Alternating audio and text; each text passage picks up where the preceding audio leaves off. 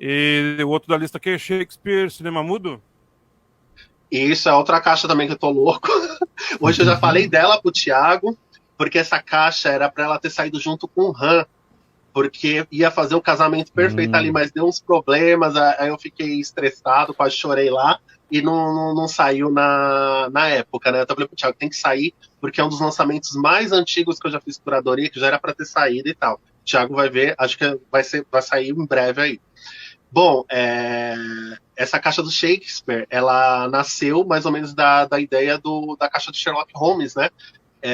Eu pensei, quando o Thiago estava montando a curadoria do Han, eu pensei, falei, pô, eu vou dar uma olhada nas adaptações do Shakespeare, porque eu tinha assistido uma versão de Hamlet de 1921, estrelado pela Asta Nielsen, que é uma das minhas atrizes do cinema mudo favorita. Ela era uma atriz à frente do tempo dela. Essa versão do Hamlet, ela foi muito audaciosa, ela produziu o filme, né? Ela só não dirigiu, ela fez tudo. Ela teve a audácia, ela causou uma polêmica ali, né? Que é um filme alemão. Ela era dinamarquesa, mas ela tornou-se rainha no cinema alemão, no cinema mudo. Ela era conhecida como Die Asta, que significa a Asta, ou a grande Asta, né? E aí ela fez o Hamlet, só que o que ela fez? Ela interpretou o Hamlet, mas ela mudou um elemento principal ali na história. Ela mudou o gênero. O Hamlet não era homem, né? Não era um homem biológico, tipo, era uma mulher que foi criada como homem para garantir a sucessão ali do trono, né?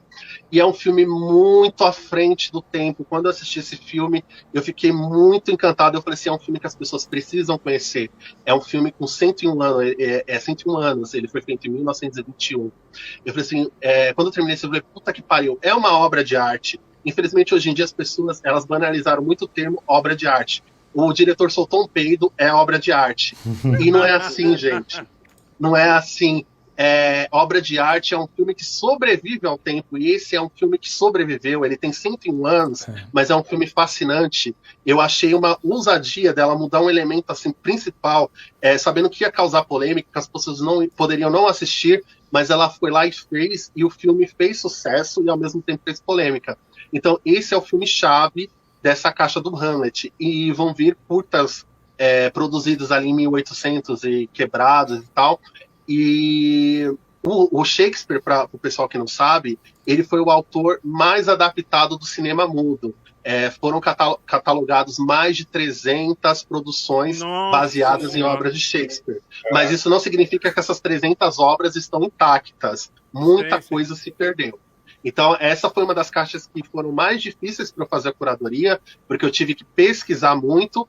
O único filme que eu tinha era o Hamlet, e o restante eu tive que correr atrás para ver se tinha master, se o filme foi lançado lá fora. Se o filme foi lançado lá fora, ótimo, eu tinha uma luz, eu sabia que eu ia encontrar esse filme em algum lugar, né?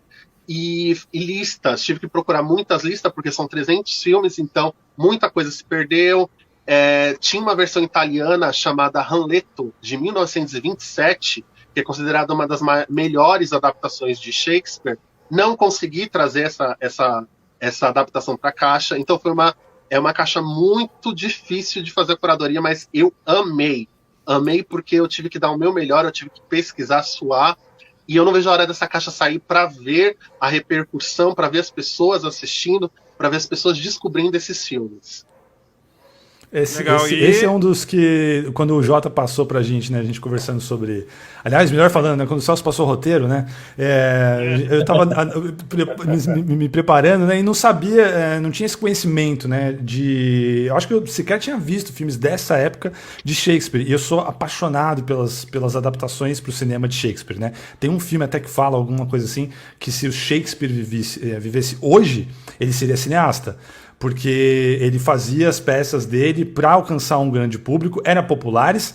Eu odeio quando tentam vender o Shakespeare como uma coisa de sobrancelha em pé e snob, de maneira nenhuma. É super popular, super acessível. Muitas vezes as traduções, inclusive as traduções, já falei isso em live aqui, para o português, barram isso, elas são mais rebuscadas do que deveriam ser, e aí afasta o grande público, que eu acho lamentável. E eu fiquei muito encantado com essa história dos filmes mudos. Inclusive, eu assisti 2 antes da live. Hoje eu assisti Sonho de uma Noite de Verão, de 1909, e assisti o King John, que é basicamente só uma cena, né? Aliás, muitos desses são apenas cenas, né, tiradas. Esse de 1899. Bota tempo aí. E é muito louco. E por quê, né, Shakespeare? Óbvio, né? É um autor, desde aquela época, já muito popular, muito respeitado. E eu li uma história, Avelino, você deve estar ciente disso, mas compartilhando isso com o pessoal aqui do chat, de que o cinema queria mudar, né? O cinema começa como uma coisa para a classe mais pobre, você botava uma moedinha ali naquela invenção do Edison e assistia o seu filminho, mas eles queriam melhorar os ganhos, né? Conseguir cobrar mais caro o ingresso, conseguir um público maior e tirar essa pecha de coisa de ralé. E então, uma das maneiras, então assim, para ter sala de cinema que a gente conhece hoje, né? Lugares especiais, que o pessoal ia pagar pela experiência, você entrar numa poltrona bacana. Mas o que vai ser mostrado? Então eles apelaram muito para obras de Shakespeare, porque daí traz toda, né, uma pompa, e para histórias bíblicas, porque também, né, traz toda uma coisa, né? Então teve essa enxurrada de adaptações de peças de Shakespeare. Mas é muito louco você pensar que quando você pensa em Shakespeare, você pensa em diálogos. Muitos diálogos, muitas frases, então como? Aí eu assisti hoje esse Sonho de uma Noite de Verão. Pra quem conhece a peça, é muito mais fácil de acompanhar, né? Porque daí você... em 11 minutos eles contam a peça toda. E só tem umas 4 ou 5 cartelas, são poucas cartelas até. Mas funciona, você vê tudo ali, tem os personagens, e tem alguns momentos que brincam, né, com a magia do cinema.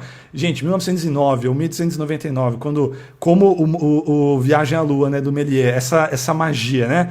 Então, não à toa que muitos, no começo do cinema, muitos eram mágicos, né? Vindos da mágica. Então, no Sonho de uma Noite de Verão, que eu nem sei se vai estar nessa caixa? Vai estar.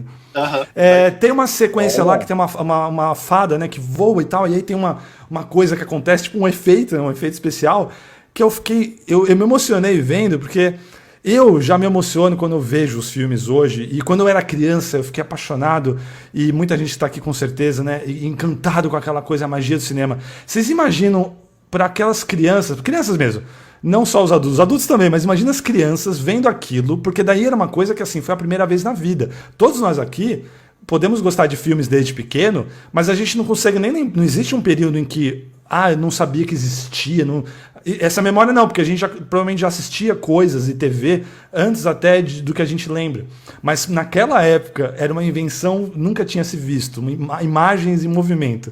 Você vê aquilo, e uma cena como aquela da fada, por exemplo, dela voando e parando em outro lugar. Deve ter sido assim, e só isso emociona. Assim, essa fase do cinema é uma coisa muito mágica, eu acho que por conta disso.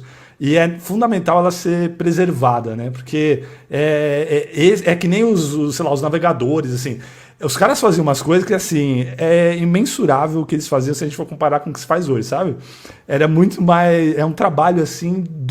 A linguagem ainda não estava estabelecida, né? A questão da montagem, né?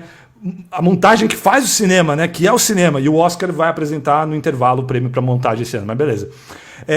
Então, assim, é muito mágico, é muito lindo, e eu fiquei muito empolgado para ver mais dessas adaptações mudas de Shakespeare para o cinema. Sensacional.